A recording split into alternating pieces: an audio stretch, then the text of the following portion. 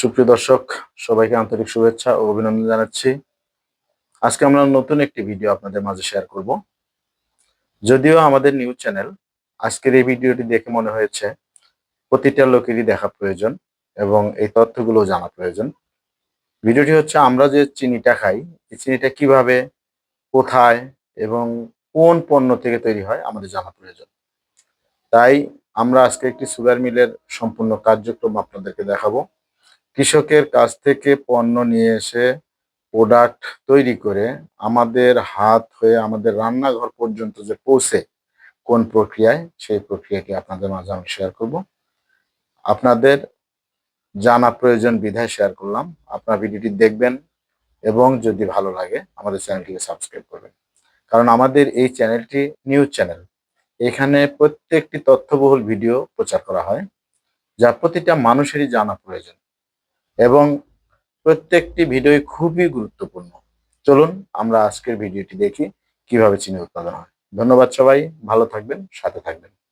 দর্শক, আপনাদেরকে এখন আমরা নিয়ে যাব জয়পুরহাট সুগার মিলে। কিভাবে, কিসের থেকে চিনি, কোন প্রক্রিয়ায় উৎপাদন করা হয় সেই প্রক্রিয়াগুলি দেখানোর জন্য ফার্স্ট থেকে লাস্ট পর্যন্ত সব কিছু আপনাদেরকে দেখাবো। আপনারা সম্পূর্ণ ভিডিওটি আমাদের সাথে থাকবেন।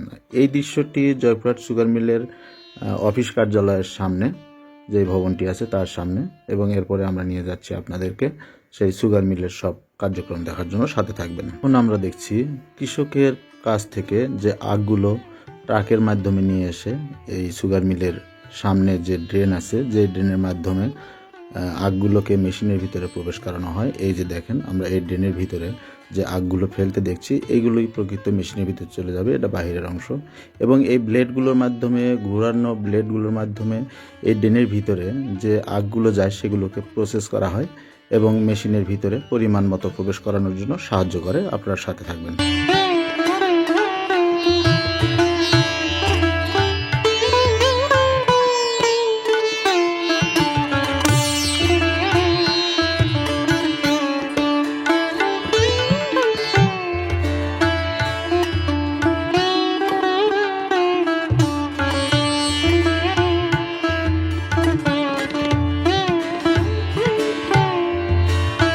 আগগুলো এখন এই মেশিনে প্রবেশ করার পরে 4 বার প্রক্রিয়ার মাধ্যমে এইগুলোকে, রস এবং সোফাগুলোকে আলাদা করা হয়।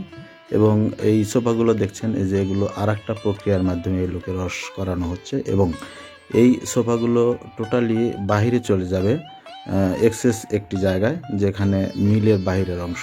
যেই সোফাগুলিকে এই মিল নিজের বিদ্যুতের জন্য জ্বালানি খাতে ব্যবহার করে এবং কিছু জ্বালানি খাতে বা অন্য অন্য প্রক্রিয়ার জন্য অন্য জায়গায় চলে যায়। এই যে এই প্রক্রিয়ার মাধ্যমে, এই রোলারগুলোর মাধ্যমে এবং এই বড় বড় যন্ত্রাংশগুলি ব্যবহার করে এই মিলে এই ধরনের আগগুলোকে গুঁড়া করে এবং রস বের করে সেগুলো থেকে চিনি উৎপাদন হয়। আপনারা আমাদের সাথে থাকেন এবং দেখতে থাকেন। সম্পূর্ণ ভিডিওটি দেখেন, তাহলে সুন্দরভাবে বুঝতে পারবেন কোথায় কী হয়। এত বড় আকারের মিল যে এখানে আসলে সিরিয়াল মেইনটেইন করা কঠিন, যে কোনটার পরে কোন প্রক্রিয়া হচ্ছে।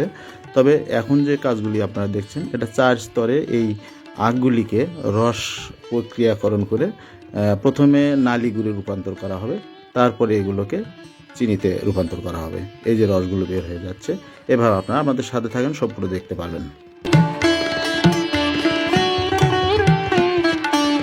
আর স্তরের প্রক্রিয়া শেষে আখের রসগুলো সে এই ড্রামের ভিতরে ভর্তি হচ্ছে এবং এখান থেকে আবার প্রক্রিয়াকরণের জন্য অন্য ড্রামে চলে যাবে।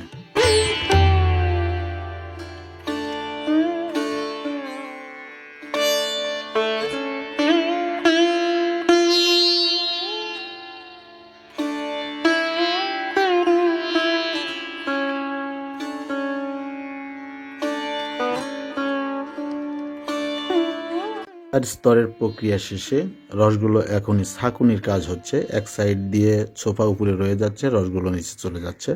আপনারা দেখছেন সুন্দরভাবে দুই পাশ থেকে রসগুলো নেমে আসছে। আর এই যে এখন দেখছেন, এই মেশিনগুলোর মাধ্যমে সম্পূর্ণ চিনির মিলটাকে পরিচালনা করা হয়। এগুলো ঠান্ডা পানি এবং গরম পানি মেশিনে প্রবাহিত হচ্ছে, সেগুলো ঠান্ডা এবং গরম দিয়ে মেশিনকে নিয়ন্ত্রণ করা হয়। আপনারা আমাদের সাথে থাকবেন, সম্পূর্ণ ভিডিওটা দেখবেন। সম্পূর্ণ আপনাদেরকে আমরা দেখাবো এবং আরও বাহিরের কিছু দৃশ্য আছে যেগুলো আপনাদেরকে খুবই সুন্দর দেখাবো।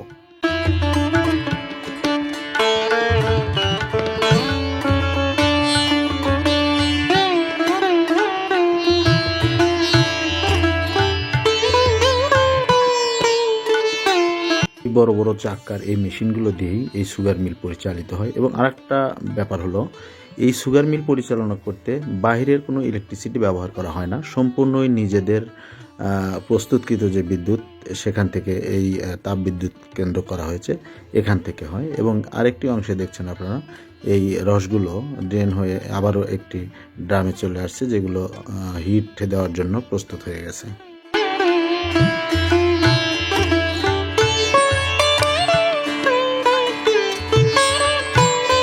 এখন দেখছেন একদিকে যে চুনগুলো জাল করা হচ্ছে মেশিনের মাধ্যমে।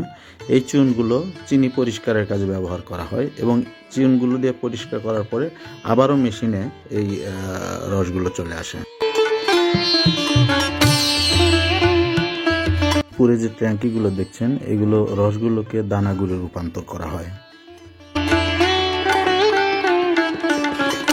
এইখানে একজন টেকনিশিয়ান সবসময়ের জন্য অবস্থান করেন, গ্লাস দিয়ে দেখেন রসগুলো চিনির উপযুক্ত দানায় রূপান্তর হয়েছে কিনা।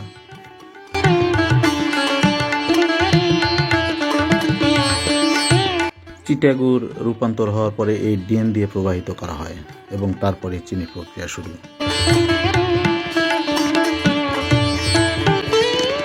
থেকে যে ময়লাটা আসে রোলারে জমার পরে এখান থেকে ছাড়ানো হয়। থেকে এভাবে চিনি বের হয়ে আসছে। এরপরে রিফাইনের কাজ আমরা এখন দেখব। ড্রামের মতো কিছু বড় বড় মেশিন আছে যেগুলোর ভিতরে এই চিনিগুলো প্রবেশ করবে এবং এই যে ড্রামগুলো দেখছেন, এটা আসলে ড্রাম নয়, মেশিন। এখানে রিফাইনের শেষ কাজটা হয়। এখানে পরিষ্কারকরণের কাজ করার পরে তারপরে প্যাকেজিংয়ে চলে যায়। এই যে চিনিগুলো মেশিন থেকে বের হওয়ার পরে প্যাকেজিংয়ের কাজ চলছে। এখানে মেশিন থেকে আসার পরে বস্তা লাগিয়ে দেওয়া হয়। সেখান থেকে এই ট্রলিগুলোতে চিনির বস্তাগুলো নিয়ে মুখ সেলাই করা হয় এবং পরে এগুলোকে গোডাউনজাত করা হয়। এবং এরপরে মেশিনের কিছু অংশ এবং কিছু কাজ বাহিরে হয়, এই ফ্যাক্টরির বাহির সাইডে, সেগুলো আপনাকে দেখাবো। এবং সুন্দর সুন্দর কিছু জিনিস আছে যেগুলো আপনারা দেখতে পাবেন। আমাদের সাথে থাকুন। রোলারের ময়লাগুলো এইভাবে ফ্যাক্টরির বাইরে চলে আসছে, আলাদা ট্রাকে নেওয়া হচ্ছে। আখের যে সোফাগুলো সেগুলো বাইরে চলে এসেছে এবং এগুলো জ্বালানির কাজে ব্যবহার করা হবে নিজেদের বিদ্যুতায়নের জন্য। এই ট্যাঙ্কিগুলোতে চিটাগুড় এসে জমা হয়, যেটা বাইরে গরু খাবার বা বিভিন্ন সার ব্যবহারের ক্ষেত্রে ব্যবহার করা হয়। এই পুকুরগুলো দেখছেন, এই জলাশয়গুলো থেকে পানি নিয়ে মেশিন ঠান্ডা কাজে ব্যবহার করা হয়। এটা মেশিনের মাধ্যমে, পাইপের মাধ্যমে যায়। এবং কিছু ঝর্ণার ব্যবস্থা করা হয়েছে। এই ঝর্ণাগুলো সৌন্দর্য বর্ধনের জন্য নয়, এগুলো গরম পানি মেশিন থেকে যে উচ্ছিষ্ট পানিটা আসে সেগুলোকে বাইরে ঠান্ডা করে ড্রেনে প্রবাহিত করানো হয়, যেন পরিবেশ এবং মানুষের কোনো ক্ষতি না হয়। আপনারা আমাদের সাথে থাকুন। শেষের দিকে বেশ কিছু জিনিস আছে যেগুলো আপনাদের ভালো লাগবে, আপনারা অবশ্যই সম্পূর্ণ ভিডিওটা দেখবেন। এবং এই যে পুকুরটি দেখা যাচ্ছে চিনির মিলের একটু বাহিরে, যেটাকে দ্বীপ পুকুর বলা হয়। দ্বীপ পুকুরের তো মাঝখানে একটি দ্বীপের মতো আছে, তাই এটাকে দ্বীপ পুকুর বলা হয়। খুবই সুন্দর। আপনারা যদি জয়পুরহাট বা উত্তরবঙ্গে আসেন অবশ্যই এই সুগার মিলে আসবেন। সবাইকে স্বপ্ন বিলাসের পক্ষ থেকে আন্তরিক ধন্যবাদ জানিয়ে এখানেই বিদায় নিচ্ছি। সবাই ভালো থাকবেন। প্রিয় বন্ধুরা, ভিডিওটি যদি ভালো লাগে অবশ্যই কমেন্টস করে জানাবেন।